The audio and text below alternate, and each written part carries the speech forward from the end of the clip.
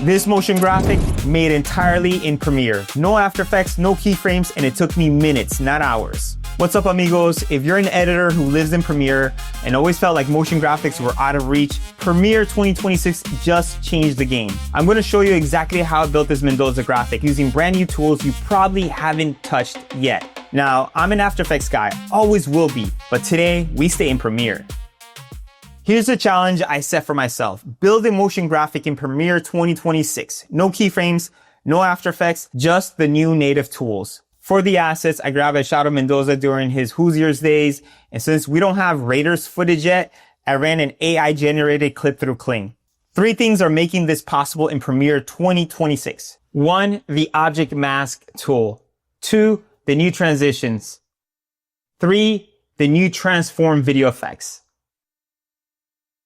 The whole graphic is built around one thing, the Object Mask tool. This is Premiere's new AI-powered roto tool.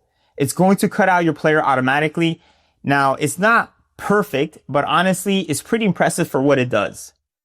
Once you apply the object mask on your clip, propagate, and then assign the mask.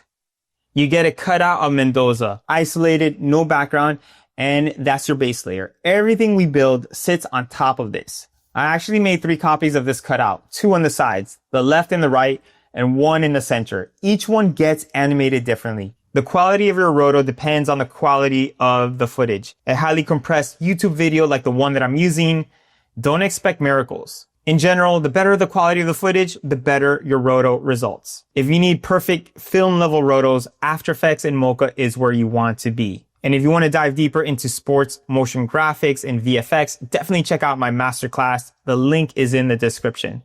But for this, we can definitely hide the imperfections. Now let's go to video transitions and go into the animation folder. Now the key here is that we're not using these as transitions between cuts. We're dropping them on the head or tail of a single clip to animate the layers on and off. That's the move. The ones that I use the most: fold, pop, travel, and pull motion. Each one has a different feel. Pop is snappy and punchy, perfect for cutouts hitting the screen hard. Travel gives you directional movement. You can control the angle in the effects control panel. Adjust the duration to control the speed. A shorter duration equates to fast animation. Simple as that. For this graphic, the 2 side cutouts of Mendoza use the pop motion to animate on. The center cutout, I use travel. Also, check out the Grunge and Distort folder. I use Earthquake to hit the transition from the Who's Yours clip into the Raiders AI clip. Give it the high energy feel. Glitch, liquid distortion, VHS damage are all in there too. Great for texture. And don't sleep on light and blurs, text, and transformers. Lots to explore in there. Next up, go to video effects and the transform folder. This is where you get movement without a single keyframe. Grow, move, spacer, and spin. These animators run automatically. You set the duration or keep it continuous, and you're done. Here's what makes this actually useful: the easing curves. Bounce and overshoot are one click. In After Effects, you're doing that manually in the graph editor, or you're paying for a plugin. In Premiere 2026, it's just there. And that's a big deal for editors. For the Mendoza text layers, I stack these effects. Skew with transform, then the spacer animator on continuous to keep the kerning moving. Then grow with an overshoot at 12 frames so it pops on with personality. That layered approach is what makes text feel alive. And this is the kind of stuff you'd be doing manually in After Effects. And in AE, it goes way deeper. If you want that control, that's what my sports masterclass covers. But right here in Premiere, this is truly impressive.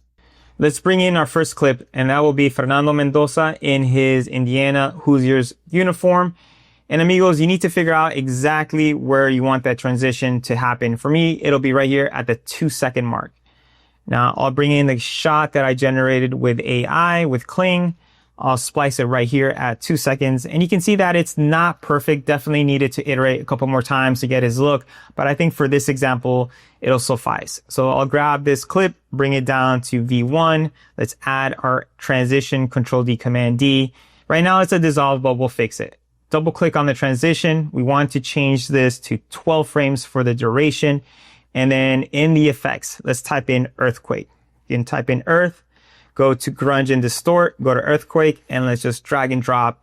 And now if we play this back, we have this cool transition. So this is our base. Next up, let's bring in our roto cutout that we did with the object mask tool. So instead of bringing the clip, I actually have it in a nested sequence. And the reason is, in case I need to go back, make some changes, I can just make the change here in this nested sequence and it'll update automatically in my master sequence. All right, let's bring in this sequence. And what I'm going to do is just make sure that it lines up from the very beginning. Let's double check. Perfect. All right, let's move our CTI to 118. Let's splice this, delete the first part of the clip.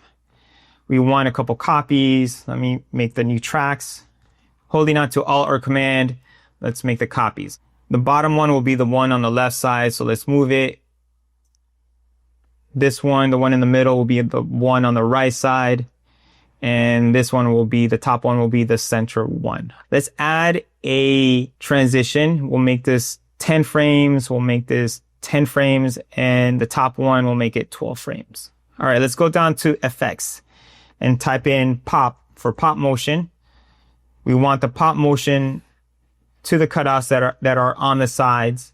And then we'll add travel to the top one. So if I zoom in on the timeline, you can see pop, pop, and travel. Let's play this back. Perfect. Now they're going all at the same time. So let's stagger this. So we have a little bit of contrast. Let's go for 2 frames, 1, 2.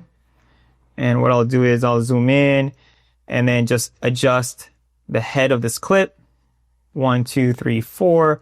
The top one will just move the head of the clip and adjust. And let's play this back. Perfect. Okay, so now let's go to 215 and we'll cut these layers. The sides, we'll cut them out, and then we want to transition them out. So what we'll do is let's add a transition. We'll make it 9 frames. 1, 2, we'll extend the tail of this clip, and then we'll make it 9. And let's go down to effects. And we'll be using the louver transform transition. Let's bring it in. And what this does is it'll create this Venetian blinds effects. But let's go in and let's go to the effects and let's go to the properties. For the blinds, we'll make it 24. And for the angle, we'll change it to 135. And we'll do the same for the other. 24 and 135. Perfect. Now for the center one, for the travel motion, you can change the angle. By default, it's coming in from the bottom. If you want to change it, just click on it, go to FX controls. And if you drill down, you can change the angle right here, and you can also reverse the angle. For example, you want it to come from the top. You can do that as well. But in this case, we'll just deselect it. We want it to come from the bottom.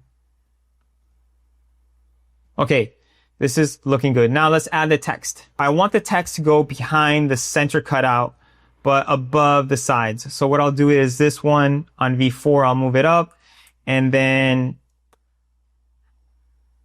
I'll go to the text tool and I'll type in Mendoza. All right, let's go to the properties. And for the text, I'm using Druck Wide, Super Italic, 200 for the size, and all caps. And for the color, I'm using this hex code, which will give us a gray color. All right, let's go to align and transform. Let's just place it right in the center, and let's start adding some effects. The first one is transform. And let's drill down, and we'll go to the transform.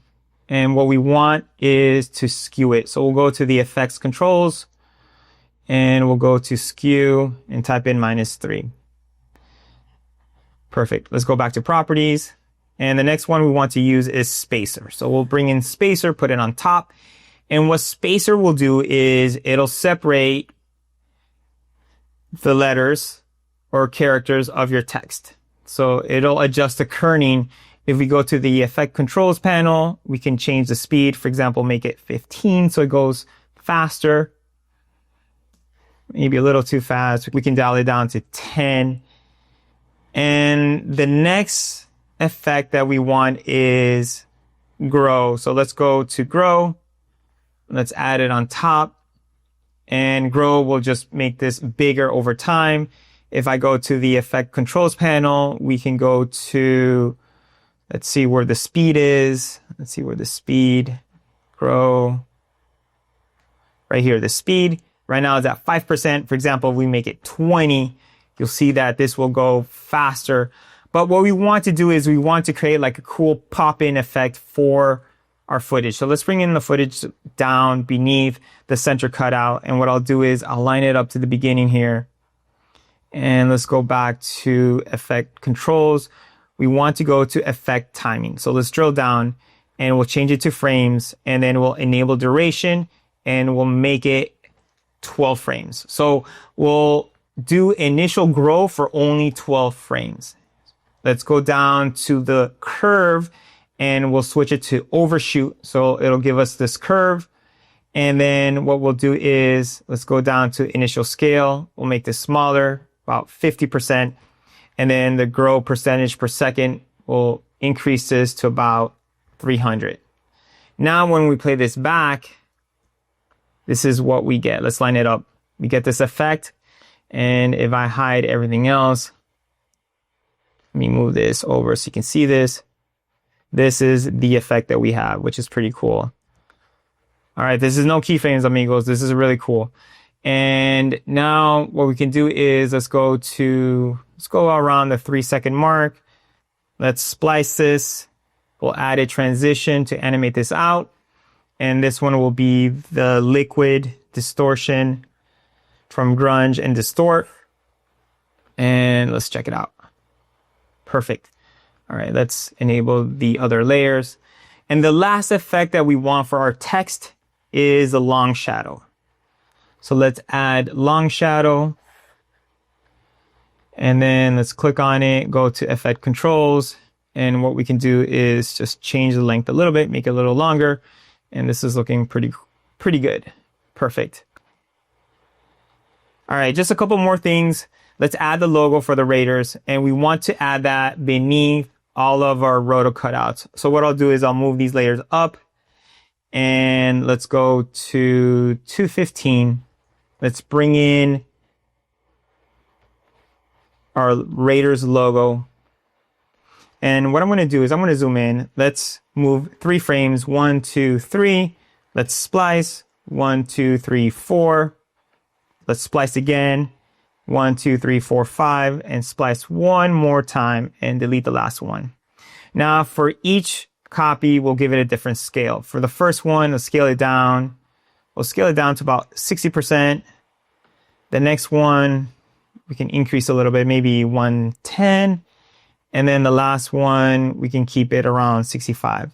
And this is the effect that we have. Okay, the last copy of the logo, let's add a wiggle. So let's go down to effects, type in wiggle. And let's add a wiggle. Go to effect controls. Let's go to wiggle. And what we'll do is we'll increase the wiggle. Go down to wiggle speed and let's increase this to 200. And we have this effect where it just kind of moves, shakes, which is really cool. And you can extend this a little longer if you want. Okay, that works really well. Perfect. All right, 2 more things. What I like to do once I'm done with the base work of creating the cutouts, animating the cutouts and the text and the logo, let's add either a stock footage. It could be like a film burn, a light leak, some type of stock footage. In this case, I have this 8mm film burn. Let me show it to you. This is what we have. So let's add this on top of all of our layers. And what we need to do is we need to go to the effect controls, go to the opacity, and then just change the blending mode. Just play around with the different blending modes that they have. And at 3 seconds, we can just trim this, make sure that this lines up. And we can kind of fade this out if we want to. You can just play around. And the last one is, let's add an adjustment layer. Let's go ahead and add an adjustment layer. And this will go on top of everything else. Let's put it on V8. And for this one, I'm going to add 2 effects. Let's add RGB split, which is cool that they finally have this RGB split. And let's add a lens distortion. And let's go to the effect controls panel. And then for the RGB split, we'll make it, let's make it 2%, or let's make it 1%, just a little bit. And then for the lens distortion, for the curvature, let's make it -8. Let's click on it, make it -8. So when it comes in, we have a little bit of RGB split, lens distortion, and this is the only one that I actually added keyframes. So what I'll do is, let's go to the horizontal and the curvature, and let's move this to right here, to the 3 second mark. And let's go back, let's add keyframes, and we want to make this 0, and then make this 0. And the only reason is because if I add a dissolve, everything will dissolve out since it's an adjustment layer. Now, the last 2 things that we can do to polish this motion graphic is go to our film burn transition, and we can drop the opacity down. And it's a little too much. We can drop it down to about 65. That should help out. And we can tint our side cutouts. So let's go to our side cutouts. We'll go to the tint effect, and let's drop in the tint on both of these layers. And if we go to the effect controls panel, you can change the color if you want, just to show you blue. But in this case, we'll keep it gray. We'll keep it gray for the Las Vegas Raiders. And I'll apply the same to the other one. And that should do it for this tutorial, amigos. Editors really have options now inside Premiere. You don't have to touch After Effects to make something that looks legit. But if you want to become a Miyagi in sports motion graphics, if you want the depth, the flexibility, the plugins, the control, you need to step into After Effects. I built a sports masterclass specifically for that. And remember, amigos, life is truly a gift. Make it count.